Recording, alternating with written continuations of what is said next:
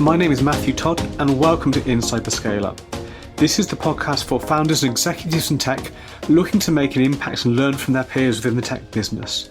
We lift the lid on tech businesses, interviewing leaders and following their journey from startup to scale up and beyond, covering everything from developing product market fit, funding and fundraising models to value proposition structure and growth marketing. We learn from their journey so that you can understand how they really work, the failures, the successes, the lessons along the way, so that you can take their learnings and apply them within your own startup or scale up and join the ever-growing list of high-growth UK SaaS businesses.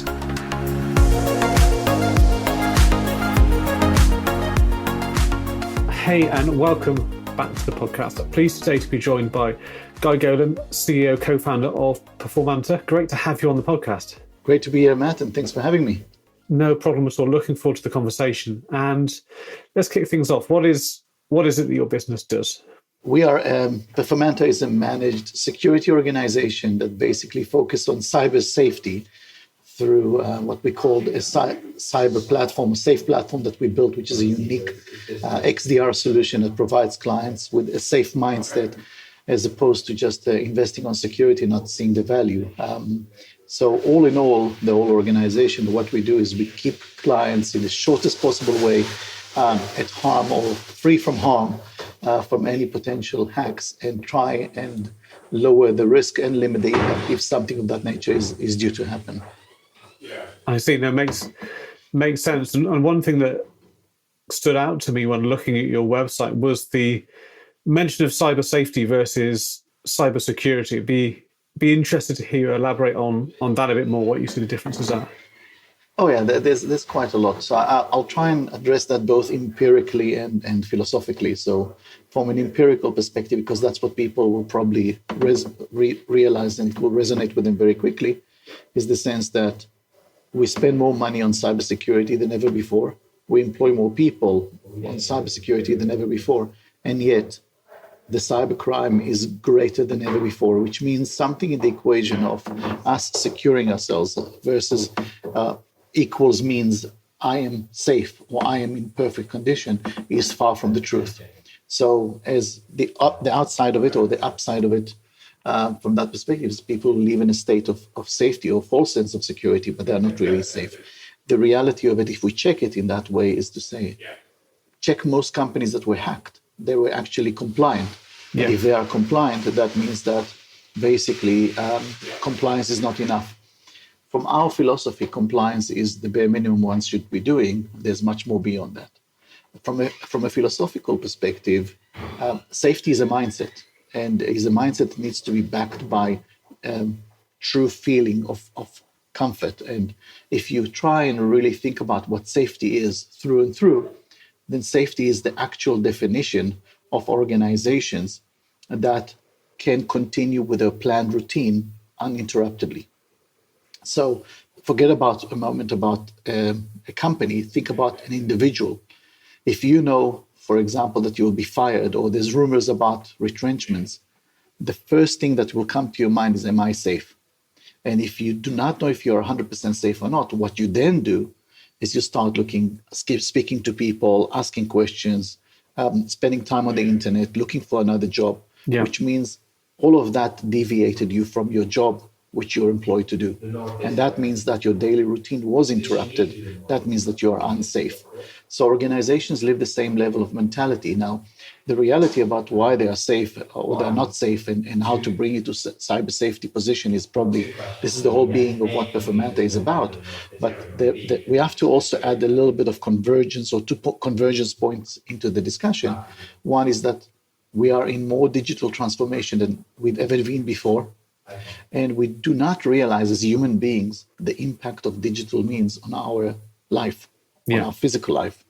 So the reality is, if people don't realize that, I ask them 3 questions just to make them realize even further. And I say, where do you carry more cash? In your wallet, on your debit card? Where do you have more photos? In albums on your phone or in albums on the shelves? Where do you have the most up-to-date data of your contact details? Is it in Rolodex or on your phone? Elon Musk said something quite interesting. He said, actually, a phone has the perfect memory of a human being. So the reality is that we forget about it, but the phone is being used by us. And more importantly is, what do we feel when, for example, the money is evaporated out of our bank account? Yeah. What happens when we can't find photos? All those affect us physically and emotionally, which are all physiological impacts. Same goes with organizations. If they are impacted in digital means, sometimes they do not understand, or they fail to realize that it will impact their actual physical existence. Yeah, no, absolutely. I can see that perspective. And I've seen it a couple of times when, particular Amazon data centers go down and what have you. And then suddenly a company realizes how many services they have that are directly dependent on the thing that went down on the data center. They also start to realize how many third-party services they use that were also reliant upon those same data centers and connections as well. Then I have seen organizations almost grind to a halt, albeit for a relatively short amount of time, but it was still a matter of hours, at the time. So it's pretty serious.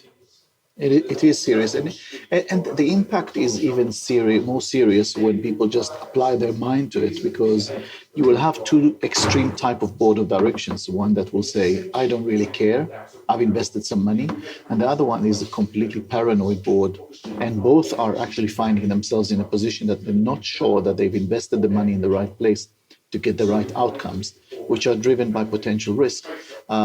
I hear over and over again people telling me that we need to educate the board. And I say, no, we need to educate individuals. That's fine. But the board, if you are, for example, in shipping, or you are in logistics or in banking, and you want now to open a factory of 100,000 square meters, the board doesn't need to be expert. They need to get the right information to make an informed decision. Yeah. What we see is that the board is inundated with data, but not necessarily with meaningful information to make the right decisions. Simple example, if I may, Matt, about it. Yeah. There's a graph that shows risk reduction versus the effort that you're going to put in place. Now, the CISO is really trying to get more funding, most of them for the right reasons. Now, if you look at where most of the money goes, it goes for what we call governance, risk, and compliance, which is to make sure that the company is compliant so they can continue operating the way they operate. Yeah. But if you look at that graph, to have a proper GRC, it's a momentous effort. But the risk reduction is very small, which means most of the money goes to a place that you will spend it on being compliant, but actually not reducing the risk. And yet the board, when you come and say, I want more money, they will say, but we just gave you. We give you about 3, 4, 5, 6, 10 million pounds. And why do you need some more? But if you show the board the information to say, most of the money actually goes to cover you, as opposed to actually being safe. And if I just get another 300,000 pounds to do something that is very high risk reduction and very low effort, like patch management, Yeah. all of a sudden the discussion becomes more valuable. Yeah. So there's much more aware, model of looking at that risk thing. Because I imagine that, a lot of people will see that, if we're compliant, we've ticked the box, I've done my job. It's not my fault if something goes wrong from this point. But I can see how there would be a number of other investments once you kind of reach that bare minimum, kind of foundational level, I guess. Indeed. Now, if you take that statement that I said and take it one step further to the board and say you need patch management because then your ATMs cannot work, or your machines in the factory will not be able to potentially operate as they should, and the potential loss per day is 20,000, 20 million, whatever that number is, the board can make even more informed decision. Yeah, absolutely. It's about quantifying the impact of that, isn't it? And it's that, classical risk reward. And, what is it worth to protect against a significant loss like that?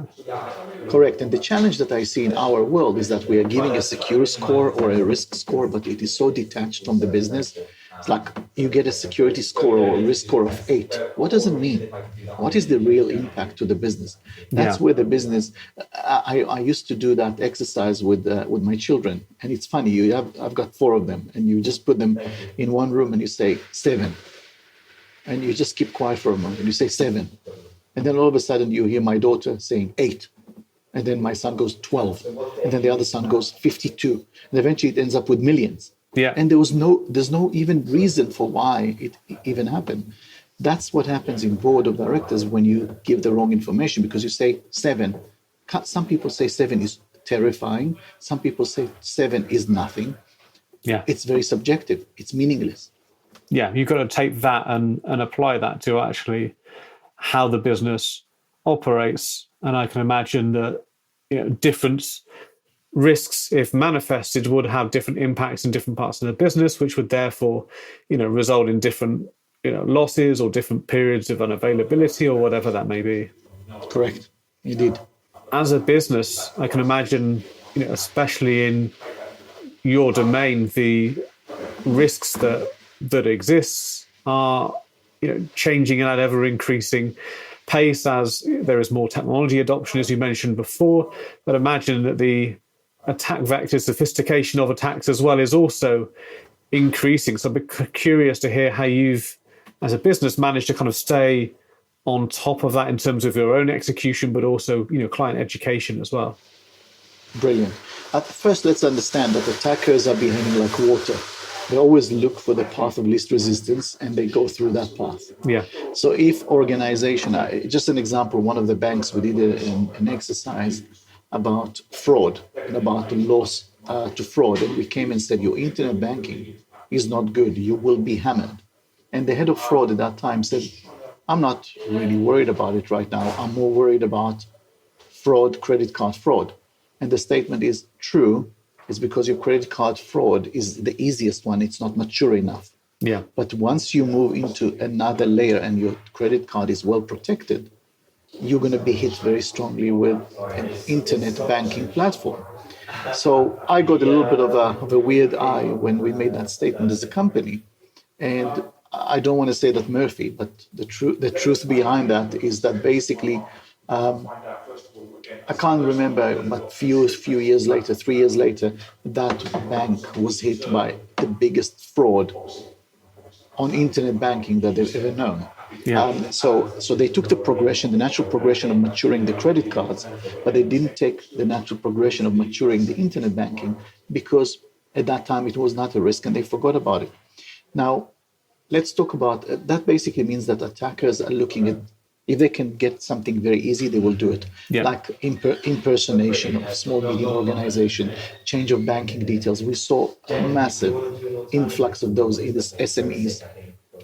On the large organizations, we see a big change from an actual ransomware in its traditional format, which says basically, I will take your information and I will encrypt it. And if you don't pay me millions in the form of Bitcoin, I will then delete that information. Yeah. The attackers realize that actually they can do much better than that. They just copy your information. They don't even encrypt it anymore. And I've got a few screenshots, but I'm not going to, obviously, we can't show them in this show, but screenshots that the attackers are running a campaign on the dark web. And they say, information of this and this mining company or this and this manufacturing or banking, I've got 3.5 or 3.5 terabytes or 7 petabytes of information, whatever that is. Yeah. This is what the information is. That's what I've got. And for the record, I'm about to publish it in 2 weeks' time. Guess what how much use you're gonna get? They're actually advertising themselves. And eventually, 2 weeks later, they just put it there on the dark web with a price tag, and then the highest bidder is the one winning it. Yeah. So there is an evolution. Not only that, the attackers today, funny enough, are having marketing people, not just marketing abilities, marketing people. Wow. They are running it as a business as opposed to running it as a bunch of people. That is an evolution beyond the syndicates or the way that they used to work, just as the underground type of activities. So the evolution was, there were some people that did it for fun, then they did it for money, it stuck there for money. Then they collaborated with governments, and now governments are doing it for money, like North Korea, like China, like Russia. Like there's a group called Akira that is basically belonging to the Russian government, and they're making money as a result. And then you've got the evolution of it, which is to take the technology and say, what can I do at the least amount of effort to organization? Most organizations are not as mature as they should be. To attack a bank, yeah, they've got armies and you can make really much better and good money by attacking non-banks or non-financial service providers, and you can get much more than that. So the evolution is both on the attacking methods, Yeah. on the maturity of the attacker, that they become a business, and about the backing that they've got, which is a government backing behind. In some cases, obviously we can't generalize. Yeah. It puts always corporates, and corporates can be Fortune 1000 corporates. They can put them in the back foot because they're not as ready as they should be, and they're not as mature as the attacker is. As Performanta, what we do from an engagement perspective, we first try and explain the situation. Sometimes it falls on deaf ears. And the majority of the times, it actually creates and resonates very well with organizations, especially when we give examples to it. What we try to do is, that's where the SAFE platform is. We developed tools and means to provide information, data and information, and highly contextualized information to C-level and to the board, so they can truly understand what's happening in their environment. Yeah. The reason why we do it that way is because most organizations, they don't want to hear about what happened to the neighbor. But after about an hour, they will probably forget about it and go and have their lovely dinner. But if it happened to them, they're going to be far, far more alert than what they should or would have been. So if you start showing them what's happening in their environment and then attach it to the methods of attacks that others are doing in their industry, in their geography.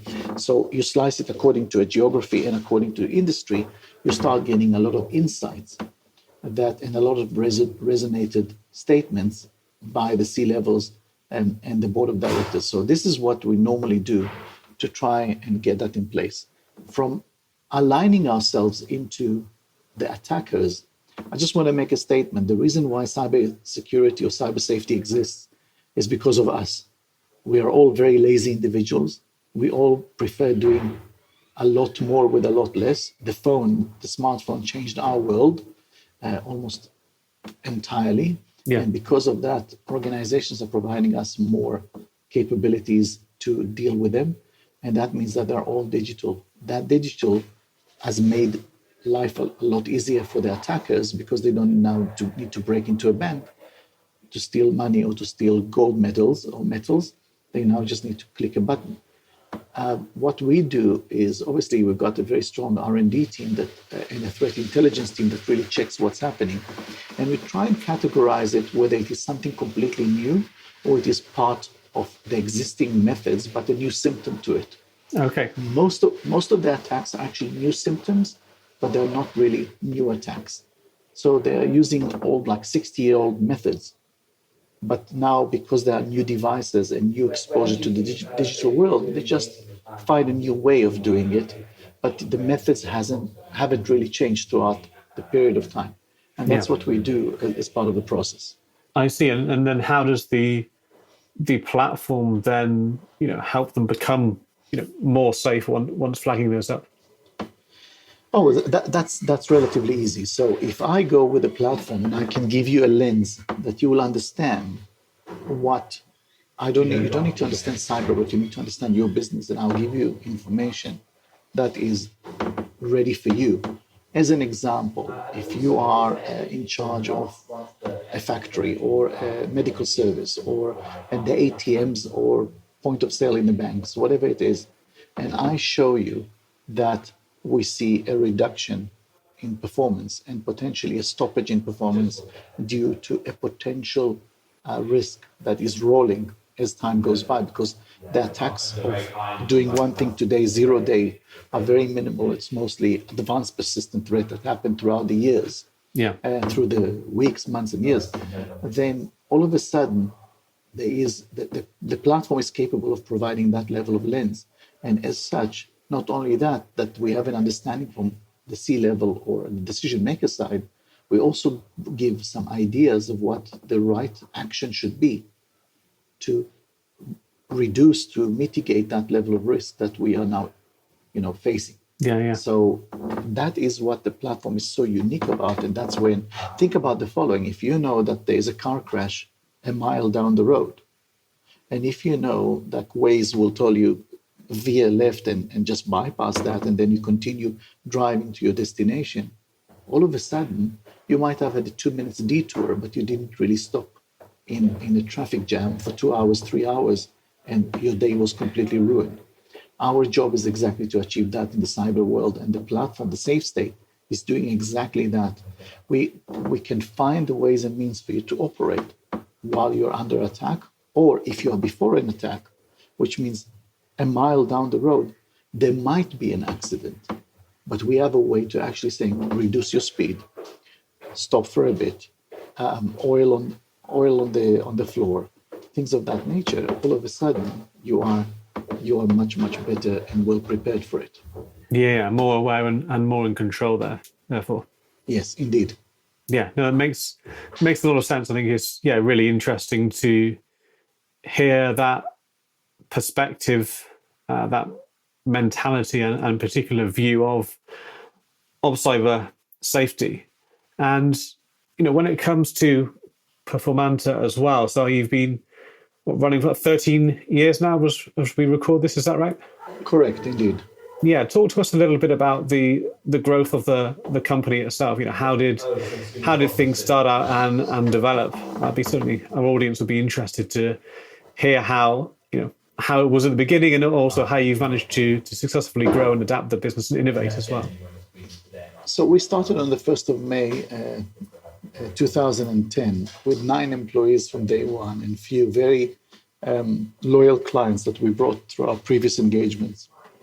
But the whole idea was, from our perspective at the time, and it will show you that we've evolved as well, we started by saying we need to provide clients a journey. They've got something called solutions, and many do box dropping, and some do solutions. We want to provide a journey.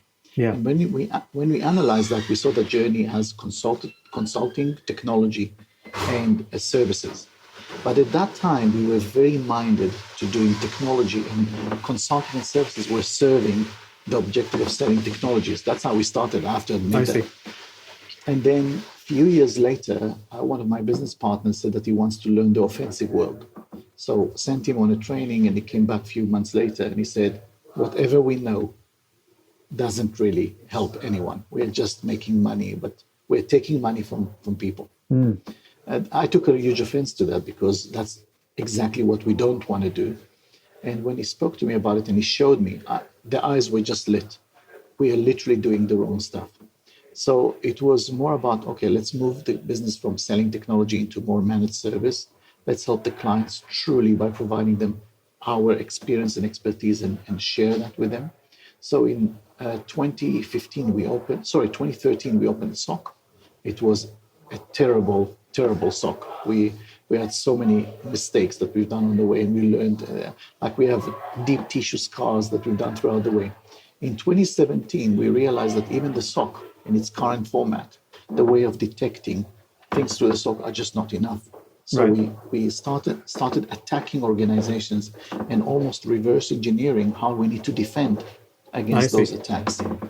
And that brought us in late 2017, early 2018 with the concept of cyber safety, of bringing that mentality to the world and to companies. And that also changed the entire way that we do business. So, for example, the company grew from 9 people to 200 people, from very small amount of revenue to over 40 million pounds around the planet. But if you look at the combination, we sell much less technologies than ever before.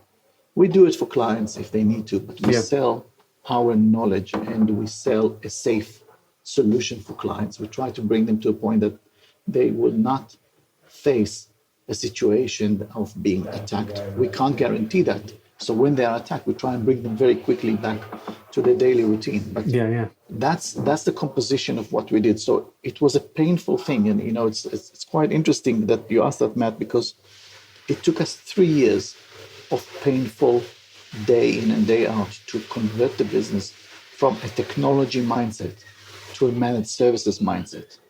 Because imagine I'll give it as an analogy. Imagine Steve Jobs comes to his investors, to his employees, and he says, I've got something that will be able to run 1,000 songs on it. Yeah. And the guys will come and say, but there's no hole in it. Actually, there are not 2 holes in it. And where's the tape? And the guy said, no, you don't need any of that.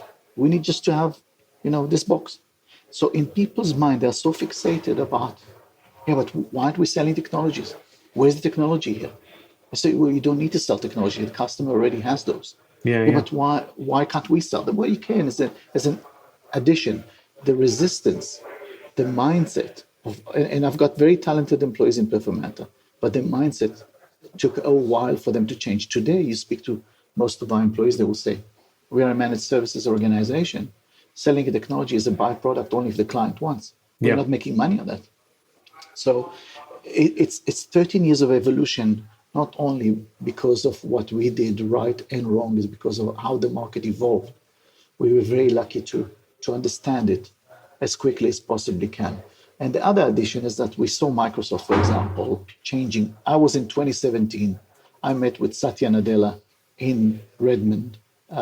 I was very privileged to have him for very few minutes, meeting in the R&D centers, and they said we're going to invest $1 billion on cyber in 2017. Yeah. Many people laughed at it. We saw the tsunamis coming. We saw the wave coming. So we aligned ourselves with Microsoft, and today we enjoy that wave of making Microsoft clients much safer than they would have been without us engaging. Yeah. No, interesting. I think that speaks to what I often talk to people about, which is selling to the problems that the customer's experiencing and the challenges that they're facing, rather than trying to morph the solution that you want them to have into your view of their problem, rather than authentically aligning yourself to their problems and challenges. But I imagine that must have been a significant decision to make, but also to execute as well, because I see a lot of people might say, oh, we should head in this direction a bit more, we should emphasize in this particular area, etc. But to actually commit to that and potentially lose some revenue streams that you've already got must have been pretty challenging to pull off. It has. We lost quite a lot of revenue streams as a result. We were very resilient in the sense that we managed to compensate. That we had a few years of cash being burned. It was a brave decision, but we had the grit. We stuck to it through thick and thin. The interesting thing is that throughout the process, we had many companies that said, "Let's buy Performanta. You're doing something interesting," and we thought it's the wrong time. One of those is a close friend of mine today that was the CEO of one of the largest system integrators companies on the planet, and he basically. He said, "You know what? If we don't buy you, we're going to build it ourselves." And I said to him, "Good luck." Yeah. And he said, "Why are you saying that?" I said, "Because at the end of the day, you'll be as good as your sales team will be. And if your sales team are selling a blade system and networking, and they're doing the sales cycle is about 3 to 6 weeks sales cycle, well, cybersecurity is 9 months sales cycle. Even if they've got the best intentions, they will always. It's almost like the endorphins. It's like a drug. You want to sell things quickly, because you know that you're going to get the influx of cash. Even if you wave in front of them at 10 times more commission, they will prefer doing that quick cycle and small reward rather than long cycle and big reward. And they tried, and they closed that department. Actually, the COO for that division now works for Performanta exactly for that reason. So they tried. They really tried very hard, but you can't change a mindset that easily just by dangling the carrot in front of the people and say we're going to move it. There's a big culture change. There's a big the rule of 6, I call it. You have to repeat yourself 6 times to really start effecting change, and you need the energy for that. And most large organizations lack that energy. Yeah, absolutely. And to make such a decision and be committed to it, as well as to turn down potential sale as well, you must have a pretty big or pretty significant, pretty meaningful vision that's driving you. So what is that vision behind Performanta? What are you wanting to become? So the first step of the vision was to become a safe platform, and we've got it. So we are a platform. And the real vision, the big vision of Performanta is that how amazing would it be if we can reduce the costs of cybersecurity quite substantially by providing very quick detection and very effective detection that will basically upset the current measurements that people are working on, and provide a better level of safety. Simple example, if we can tell that an attack is going to happen on machine 114 and to 175, why do I need now to patch all machines or to defend all machines? So I had that discussion with, funny enough, with the head of immigration of one of the countries. And I said to him, how many people work for you in border control? And he said, well, across the board, about, let's say, 2,000. Yeah. I said, why can't you employ 10? He said, well, I don't have budget for 10. So, okay, so there's a budget constraint. The reality is that if you know that aircraft land during the day and ships arrive during the night, and you know that pedestrians cross during the late morning and the early afternoon, you can start funneling your staff to defend your borders in a smarter way. Yeah. If we can, in our world, we can truly create a world that is adaptive and mobile, and we can defend in every hour against potential risks and attacks, as opposed to doing a theoretical exercise, we're going to reduce costs, we're going to increase the maturity, and businesses will be able to operate in a better way. That is a big dream of mine. Yeah, no, I think that's a great vision to have, and certainly by the sounds of how you've been able to scale the business, you've been pretty true to the path that's going to get you there. And in terms of that growth, you mentioned you're now at 200 people. How do you manage to successfully scale an organization to those kind of numbers and have that level of alignment within the business? Okay, so first rule first, and then I've made a commitment. Up to 300 employees, my job is to remember every employee by their name and know a bit more. And I live to that. Wow. It's important to me to know every employee of mine, to know a bit more about the family, about who they are, about their hobbies and so on. And I don't have someone coming to me with a paper and just before I meet with someone, they give me the brief of that individual. The scaling was a painful matter, just because when you are a startup, you're used to doing everything as a team and quickly everybody's jumping at the ball. When you grow, you realize that everybody has a role to do. Now, that's when genuine accountability comes to life. Yeah. Because you have to really trust the person to do what it is. So there's massive amount of processes that need to be built as part of the scaling. And we've been doing it ever since we grew over 70 people. And we're continuously building more and more processes to gear us up to 300, 400, whatever the requirement would be as a working organization. So the process is definitely the place. On the people side of it, we've put in place a massive amount of training and learnership and growth. I call Performanta a learning culture. So it's everybody, how they teach one another to grow. And on the technologies, we've invested massively in automation and making things more effective. Why do we need to do the same thing twice and three times if I can employ you to recommend for me how to never repeat it again? Yeah, absolutely. I think automation is, very important. I think the capabilities these days, you can do a lot with automation that wasn't possible even, just a year or so ago. Yeah, I'll give an example. We used to, we log thousands of tickets on a daily basis from our clients as part of managed services. Those were highly manual. Today, 90% of those logs are completely automated. And if those tickets are completely automated, then 10% are being dealt with higher level people that can grow and can mature and they can contribute. So the rule is try and take the remaining 10% and reduce that even more by applying more effective and automated means to do it. And that's where obviously it takes much longer, but then you start utilizing the high level individuals in a much better way. Yeah, no, absolutely. And one thing I know we talked about as well before the actual recording today was, when it comes to that level of growth, how do you do that in a way that is healthy and sustainable as well, rather than just, guns out, let's just try and get as many sales as we can, short amount of time frame as we can. So how do you approach that growth with a long-term perspective? Okay, so first rule, and it's almost like a biblical rule, is that we are driving client centricity. client is the most important thing for Performanta. And that means that we cannot make concessions to impact client or client service or service to client or quality of service to client in any form or shape.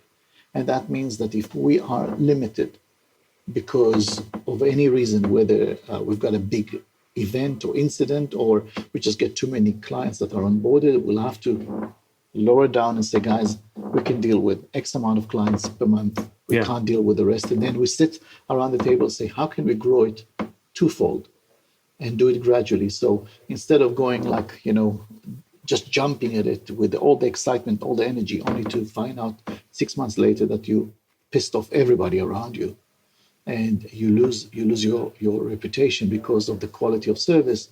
We do it gradually, but we do it first responsibly, but we do it today. I think more aggressively than we did it 5 years ago because of the tools that we built around. So the tools that we built allow us to ingest much more and many more clients and onboard many more clients than ever before. In the past, we could have done one every few months. Now we can do quite a few every month. I see. So it's also about the progression of the business. So we're trying to be as honest with ourselves and as honest with our clients and being transparent with them. So we never face a situation that we jeopardize the quality we provide to them because we are running after more and more clients. And eventually it will be a losing game for everybody. No, absolutely. I think that's really interesting, especially, ways you can use technology to decrease the effort, but still keep that quality at the same level. And, I'm curious, how do you measure that? Is that surveying clients? Do you have other metrics that are kind of key ones for you to keep an eye on that quality of service? So there are few ways. It's not a single way. It's few ways. First, we do what we call Net Promoter Scores, which is the client vouching for Performanta. We try to do it every 6 months. Secondly, we've got service delivery managers that engage with the client continuously. And the service delivery managers speak to the client and raise anything from that. Thirdly, we've got on the commercial side, the account management that also check that. Fourthly, we've got executive sponsorship. So all of our clients have executives, anything from a VP up, that need to meet at least on a quarterly basis with the client and check up on them and see how things are going. And the last one is obviously, feet on the ground. Our team on the ground are giving us the feedback about what's happening. If they hear any good word or murmuring, I believe we've got a very good, positive relationship with our clients, so we can hear the good, the bad, and the ugly from them. And there's always good, bad, and ugly. So let's let people not fool anyone here that it's not a picture perfect all the time. From our perspective, sometimes we hear amazing feedback and we get that, and sometimes we hear less of it. But at least it's the client feels better to talk to us about it. I always say that I'd rather have a complaining client than a non-reactive client. Yeah, absolutely. At least they are engaging with the product and willing to provide feedback in that instance. Absolutely. So I feel there's, one of my employees gave Performanta the name the Purple Tribe, and it stuck. And clients enjoy using that, and they feel part of the tribe. So from our perspective, it allows us to have a genuine relationship between them and us and them, to build something that is truly great, and it aligns ourselves into their objectives for what they are at that point in time. And that quality that we check. So we are taking the words on face value on one hand, but at the same time, what we do is we also try and check, from different sources how it is, just because we want to do better for our clients. Yeah, no, absolutely. I can definitely see that client-centric, mindset, mentality carrying through, everything that you described in terms of how you operate and in terms of how you've scaled the business as well. And one thing I'm curious about as well is that the world of working has undergone quite a few changes over the last few years. A lot of people obviously forced to work remotely and then certainly preferring to work remotely. And now we're seeing people not quite sure where they should be working, and organizations not quite sure where their people should be working either. But from a cyber safety perspective, I can imagine that they're suddenly facing a lot of challenges. It'd be interesting to hear your perspective on how the workforce has changed and the impact of that on cyber safety. Yeah, first we have to understand that the workforce is working, or any of those decisions are working like a pendulum from one extreme to the other, and eventually it's set somewhere in the middle of it. So like we see far more hybrid working nowadays than a year ago. Yeah. So come back to the office. Some people say twice a week, some people three. Some people are really exaggerating and going 5 days a week, which I think is a bit unrealistic, especially when you go to the office and you are engaging with Teams meeting throughout the day. Yeah. So from a cyber perspective, it's the realization that people said it before, the perimeter has died. I just say that the perimeter still exists, but you also have new perimeters, and every person is an island, and they have to be protected in their home environment through the work machine. And if they do work not with a work machine like a cell phone, Yeah. and if they do it on a network that doesn't belong to the office, which always is the case if you work remotely, then what other elements of defense and detection you need to put in place to ensure that these people are protected? Let's not forget, majority of the people do not cause damage because they are malicious, just because they do not know. Yeah. So from that perspective, our role is to try and be the bigger brother, not in the sense the bigger brother is watching, but the more adult in the room, to help them do their job in a sustainable way while they're not in the office. The reality is this: if employee doesn't want to work, no matter if they are in the office or at home, they are not going to work. If an employee wants to be malicious, no matter if they're in the office or they're at home, they will be malicious. It's just about us putting the right tools to enable them, and at the same time to monitor if they're doing something wrong. Yeah, absolutely. It makes a lot of sense. And I've seen, heavy-handed organizations get that wrong in the past. I won't name them, but I've been working on client sites before. You try and access, a website and it says, sorry, this is blocked under the category productivity. You think, oh, sorry, I was only trying to be productive. Yet at the same time, there are many other mechanisms for you to get data off of those machines that they almost force you to use that are probably less secure than using a quality service. Exactly. To go and work. So I have to say this: to go and work on, can you fool the system and find tools that will prevent fooling the system? The first 80-20 rule will be fine. But if you try and push beyond the 80, you're going to spend a lot of time, a lot of money, and a lot of effort, and without necessarily the results that you want to put for yourself. So the element is about, engaging and employing people that really care for the business. And you can see that, so I would encourage organizations to really check if people are really working while they're at home. And I'm not talking about the take 10 minutes just to help, the spouse do the washing or the drying. I understand that, or go for half an hour to the shop because they forgot to buy something. That is that's part of the perks of working from home. I'm really talking about people that deliberately do not work. They are almost like, as being told, the quiet quitting. Yes. Actually, we found one of our clients, their employees developed on the laptop basically artificial fingers that basically click on the keyboard, just because they realize that they're monitoring clicks to see if people are working or not.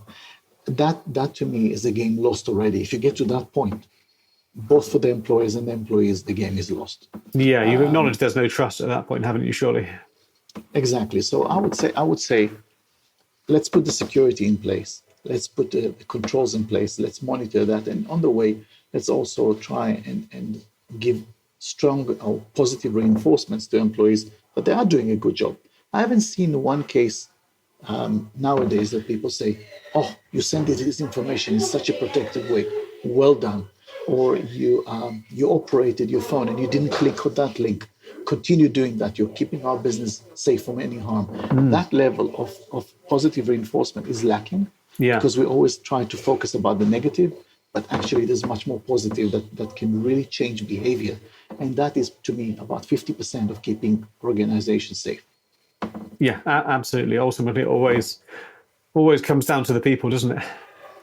Oh, always. I always say that people, the tale that about the frog and the princess. In fact, when the princess kisses the frog, so the frog should turn into a prince. Just like Shrek, when the princess kisses the frog, the princess turns into another frog, because frog is people and the princess is data. people ruin data, not data ruin people.